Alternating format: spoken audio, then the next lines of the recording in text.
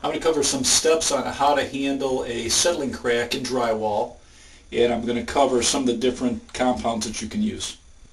There's a variety of different wall patch compounds that you can use. The basic is the wall board joint compound, and this is excellent. It's very smooth, easy to work with, and especially if you're using paper tape or even the mesh tape that has an adhesive back on it, it's very easy to apply with this. The problem with joint compound is it usually takes 6 to 8 hours to dry, and in fact some of them, if you read the instructions, it'll recommend that you wait overnight before you put a second coat on.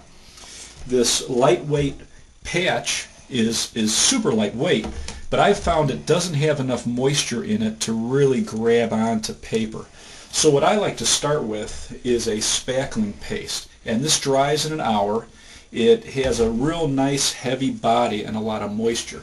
So for a crack like we're going to work on, what I would recommend is first starting with a spackle, and we're going to embed our tape into it, and then we're going to move to a joint compound to top it with. For cracks in drywall or settling cracks, I like to use paper tape. And what's nice about a regular crack is this will give a really nice permanent seal. If you have a settling crack where this moves over time, if we were to just put joint compound over this, we could probably feather this and make it look good. But if this moved, it's going to re-crack. What's nice about embedding tape over this is if that were to crack in the future, it's going to be completely covered by the tape. So the first step is I'm going to use a spackling compound, and I'm just going to put a thin coat, and I want it wide enough where it's going to embed the whole piece of tape. I don't want that so thick that it takes a long time to dry. And then we're just going to cover the crack, and then I'm going to start from the middle and work one direction and pull away most of the excess. I'm going to use my other blade to clean off the blade that I'm working with, and then I'm going to pull it the other direction.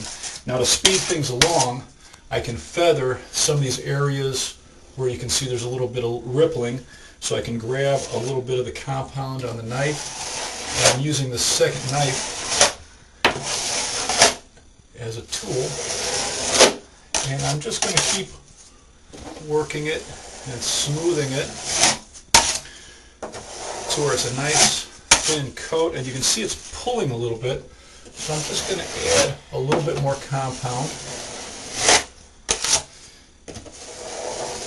and I'm going to smooth it out. I'm going to pull off this excess, and now I'm going to let it dry. I've let this dry for an hour, and now I'm just going to take a blade and hit it real quick, knock off any particles and high spots, and now I'm going to put a second coat of spackle on here, and I'm just using, again, I'm going to use a 6-inch compound knife, and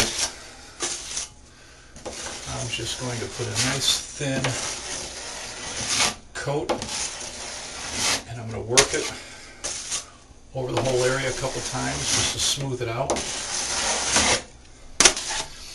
And then where the end of the knife hit, I'm going to pull it halfway with the blade, clean it off, then start from the corner, and just pull it nice and smooth.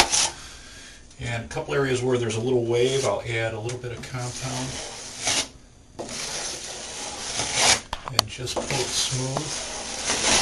And we'll let this dry another hour, and then what I'll do is I'll take a 10-inch blade, and then I'll smooth it out so this will be a nice finished look, and we're going to make it so wide that to the eye it won't pick up any difference in depth.